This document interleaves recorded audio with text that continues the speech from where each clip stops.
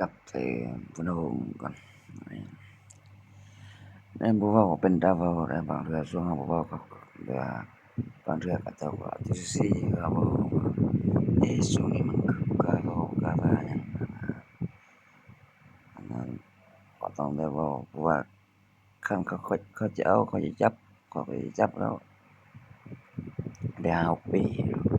ปีนี้ก็เป็นปีสุดท้ายกันคำศัพท์มันเป็นคำศัพท์นำคนรวยคำศัพท์นำคำพานำเจ้าสิพูด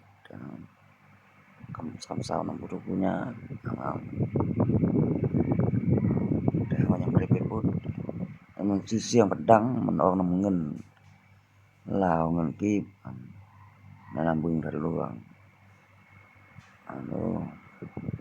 ปันเฮาเว้าแม้แต่ลูกก็บ่ดีใจเอายังกดไลค์ให้เอาบางเทื่อมันมีได้ช่วงจะขัดบ่จะขัดของเขาสิคือแตะกี้อะนะนั่นน่ะมันพญาเสือสิงเมียงแม่นเขาสิจำเจ้าได้เขาสิจำเจ้าได้หั้นนะวางแผนเท่านั้นเท่านี้สิมาเฮาฟ้องเฮาแล้วนะเป็นได้เว้า